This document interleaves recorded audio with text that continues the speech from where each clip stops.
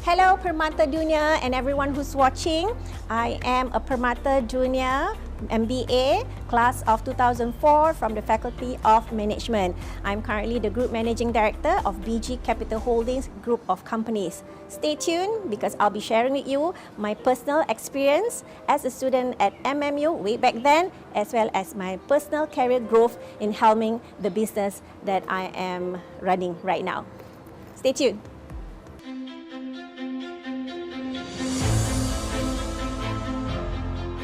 Thank you, Ms. Saliza, for joining us today at this session. Before we continue to further question, can you share a little bit about your company background? BG Capital Holdings Group of Company is basically a multi-award winning, integrated one-stop security and safety solutions provider advocating on sustainability and impact. We started from just a small company back in 1992 known as Berani Guard that provides physical guarding services. But however, through innovation, through creativity, we have been able to transform the business to what it is today.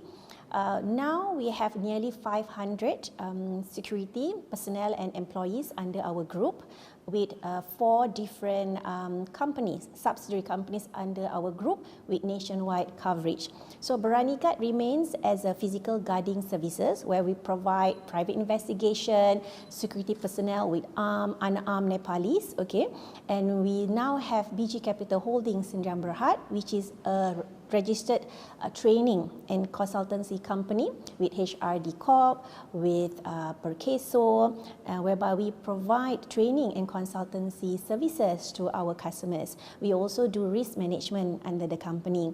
Under the group, we also have BG Monitrax Sdn Bhd, which is a company registered with Ministry of Finance to do a lot of technology-related solutions. So we have AI surveillance system. We also have cybersecurity, information security. We even have drone surveillance under this particular company.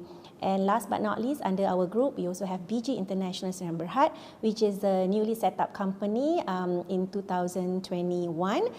Yes, which is a company that has the license to do trading, e-commerce, as well as to publish books, under our company.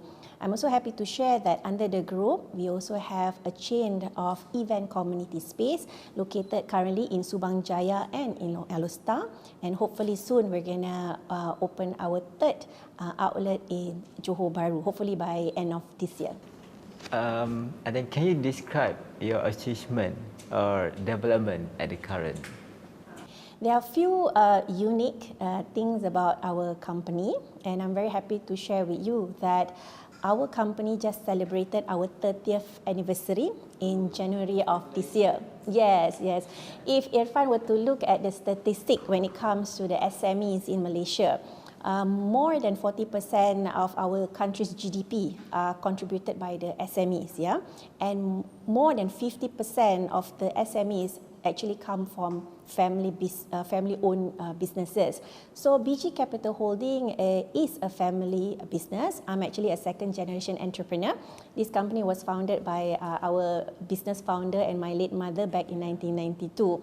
So we advocate a lot in terms of family business, sustainability. Okay, and another unique thing about our company, despite the fact that we are in the security services industry, which is pretty much male-dominated, until today we still remain as a 100% women-owned and women-led company.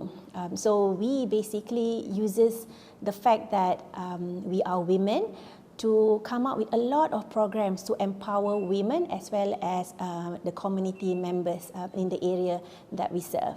So that is pretty much about our company, and I'm also happy that despite the fact that it was COVID, back in 2020, 21, and until now we are slowly moving into the endemic phase. In December of 2020, BG Capital Holdings Sdn Bhd became the first SME to win or to become the awardee of the United Nations Women Empowerment Principles Asia Pacific Award for the category of industry and community engagement. So basically the award recognized our contribution with regards to how we are able to empower and make a difference in the industry as well as the community. That's a nice sharing, Miss Saliza. So, what makes you to decide to venture into a male-dominated business? Okay, I think perhaps something that I should share with Irfan. Okay, I have zero knowledge about security industry. I'm not an ex-army. I'm not an ex-military officer. The main reason why I am in the industry that I am today was because of the business founder and my late mother. I did my electrical engineering degree for my university years. I graduated from Purdue University back in 2000, okay, and it was on the day of my convocation that my late mother, Hajah Maimun binti Mak Akil, invited me to join her family business, Berani Guard, okay. Berani Guard at that time was a very small company, a typical, how should I say it, a typical moms and pops kind of business, whereby my mother was the director. She was also the tea lady. She was also the photocopy lady. She had to do everything on her own. And we had less than 50 employees working for us, okay. And I realized at that time, sorry? 2000, yes. So yeah, it was the year 2000. And the company was founded in 1992. So meaning to say, despite the fact that the company at that time has been around for 8 years, we were still pretty much small. You know, there are a lot of things that needs to be done about the company. So that's when she approached me and asked whether I would be willing to join and help her in running the family business. Our family is not big. I have two other elder sisters. I'm the youngest. And of course, my mom has posed the same question to my two elder sisters, but none of them were interested, you know, because in security industry is not a sexy industry, it's a very much labor intensive industry. But I guess out of the fact that, I realized that she needed me, and of course, for the reason that I love my mom so much, so I thought that my role is not just about to pursue my ambition in the corporate, okay, but to give back to the family. So that was the decision that I made on the day of my graduation, to join Berani Guard, the family business, and together with my mom, help her to grow the business. Based on the term that you're using, the challenges, joining a business, security is not sexy. So what are you as a woman face challenges in the male-dominated business? Okay. Back in 1992, and of course during the year that I joined, in early 2000, there were about 400 other players in the industry, but very much male dominated. And I believe Berani Guard at that time was the only security company with 100% directors and shareholders. Of course, we had to compete with the other business owners who have the experience of serving the police force, the military. So who are we, women, young women, especially for me at that time, who are we to advise our clients about security, okay? So basically that became a challenge, because I guess it's a stereotype. People would think that when you talk about security, it's all about muscle. It's all about men. Only men knows better. Only men would be able to safeguard others, okay? But the way we look at the word security is that we as mothers, as women, our role is to nurture and care for our children, So we change and bring a bit of emotion and sentiment into the word security. Our role is to safeguard the people who are under our care. So that's how we kind of like approach our customers, and we've tried to find what is missing, what they are not getting from our other male-owned competitors. So what they are not getting at that time, they didn't get, fast response. They didn't get like a team of, suppliers like us who are very meticulous about how we approach things. I think women tend to be associated with being very detailed, very meticulous and all that. So we took all that in and turned it into a value-added services to our customers in terms of providing them with the best experience that they can get by working with us, So by doing so, we were able to build a very good relationship, partnership with our customers. And the clients that we have today, just to share with Irfan, more than 80% are from the private and from the multinational company sector. Only 20% are from the government. And we have a client today, which is a public listed company, who has been our client for 28 years. Okay, and then most of the other companies or the clients that we have, we secured the contract basically through word of mouth. Okay, so it's how we are able to provide the experience to our existing customers, okay?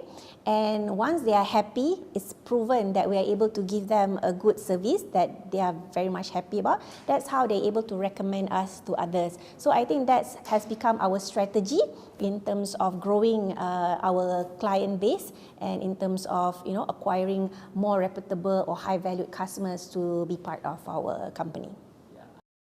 Let's say who are audience out there are watching this session today, they are still lacking this male dominated, there is male dominated. So what is your advice to them?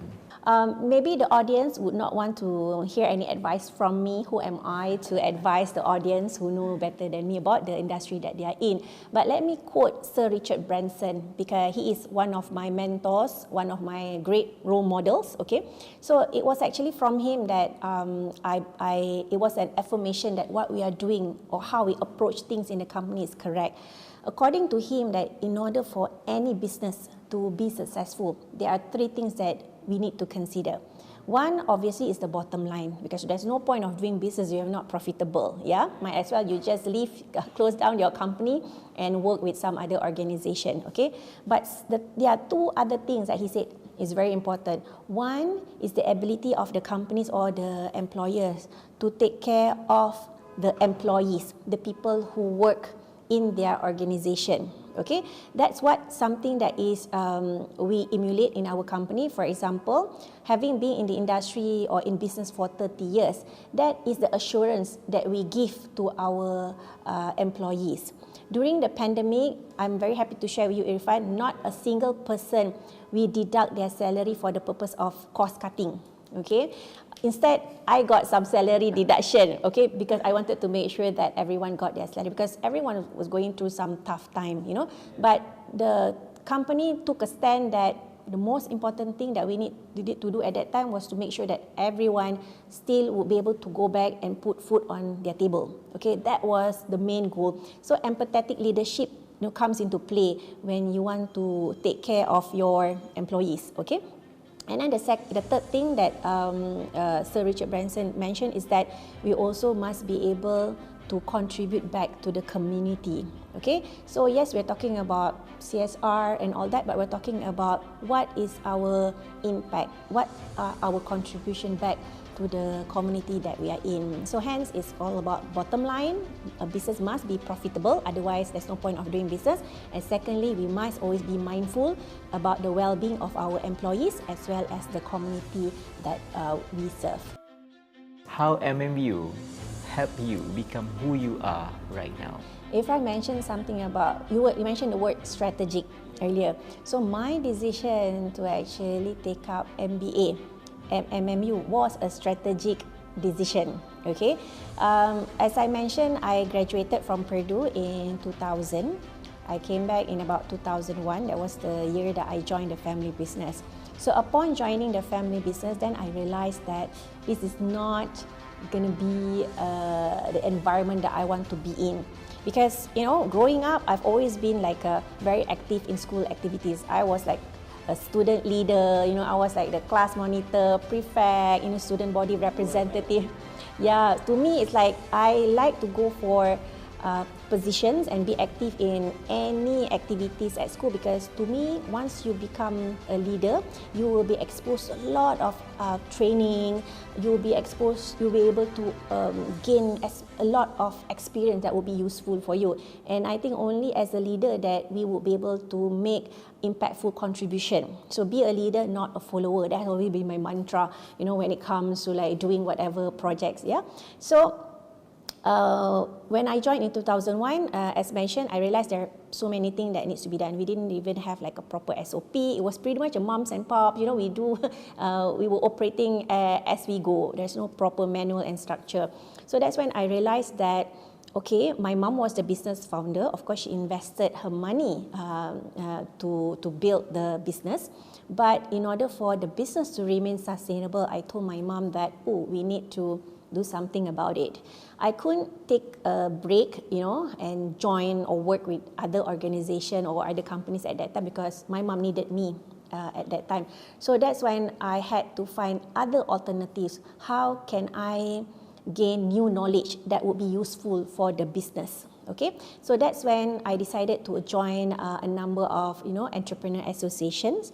First, I joined NAWAM, which stands for the National Association of Women Entrepreneurs of Malaysia, to learn as many as possible from successful women entrepreneurs and to bring about best practices that I got from them into the company on how I should carry myself and what are the things that I should do for the business. Second thing that I did at that time was to pursue academic line, whereby I decided to sign up for a Master of Business Administration program at Multimedia University. And the reason why I decided to do my MBA at MMU, was because at that time in 2000, 2001, that's the year that I enrolled for my MBA, MMU was pretty new, but I had to compare with other universities at that time. But one thing that I really love about MMU was the fact that MMU's academic schedule and the modules and everything, it caters to working people like me. Okay, it's not like I had to go to class like Monday to Friday. I could only go to class on Saturday and Sunday. There were other universities at that time that were offering like night classes that didn't suit my schedule at that time. So MMU was able to offer something that is more flexible for working people, and also due to the fact that at that time I was staying in Subang Jaya, so Subang Jaya to Cyberjaya is not that far, so I guess it's due to the flexibility in terms of the schedule as well as the location that made me decided that MMU is the place that I would like to do my MBA. How's MMU become your memorable experience? Have you had one? We had this conversation before we went on air. So I know you're very young, but back then in 2002 and 2003, we used to have this eatery place called Street Mall. Nowadays, it's no more. It's under renovation. I believe they're going to set up something new at Street Mall. So that was pretty much the only place that students could actually go and have lunch during our Saturday and Sunday classes. It's right opposite of DePulse, the current DePulse at the moment. But at that time, it was the most happening place, for students to actually go out and have lunch, and all that, instead of having our regular lunch at the cafeteria on campus. So that actually became a perfect place for the students, my classmates and the other coursemates were doing their part-time studies at MMU, to actually network with one another during lunchtime. And that was also the perfect place where I was able to engage with my professors and asking them real life questions that I needed answer at that time. So for example, we decided to restructure our business in 2007, 2008. It was derived from some of the information that I was able to get from the professors who were teaching me when I was doing my MBA. Is it important? What's the logic behind doing the restructuring? In terms of the financial implication, in terms of the strategic planning of the business. So, for example, we started as a biryani gut, but I would like us to be an integrated one-stop, security and safety solutions provider. Hence, I would need to introduce new products and services. Hence, the reason why it is important for us to restructure rather than, do everything under biryani gut, So those kind of feedback and advice, I actually got it from my professors during lunchtime at Street Mall. And Irfan, I'm very happy to share with you that one of my coursemates, while I was doing my MBA, after now it's 2020, so it's been almost 20 years, One of them is our company's client. And how we got the contract was because When they called my company and wanted to ask for the quotation, for security at her plant, they were like, "Oh, actually, I know your boss," So it became kind of like a very friendly negotiation, because out of trust and out of familiarity, word of mouth, that they entrusted our company with that project, and we are still providing services to her and her company. So it's a nice environment to be in at that time. So that is one of the most memorable experience that I had while studying at. Yes. Because as you know, network is your net worth. You cannot, in order to be successful, you cannot be complacent, just work in silo. You need to engage with as many people as possible. To engage is not just about to rub shoulders with the important people. It's about the ability of networking and prove to others your capability in providing with the best possible solutions to the customers, So I think trust is very important, and once they have that familiarity, I think everything will fall into place and it's easier for you to work with them. In conjunction with BG Capital Holdings' 30th anniversary celebration in January of this year, I'm happy to share with everyone that I have taken the liberty of writing a book to put on record our first 30 years journey in growing this very much beloved family business. So this book was launched during our anniversary celebration on the 22nd of January 2022. And the fact that I'm currently serving as the industry advisory panel for the Faculty of Management at MMU Cyberjaya, we have donated 50 books to MMU libraries in Cyberjaya as well as in Melaka. So this book basically a book about entrepreneurship that shares about our values as well as our experience and our strategies in growing a business, a family business, in order for this business to remain relevant.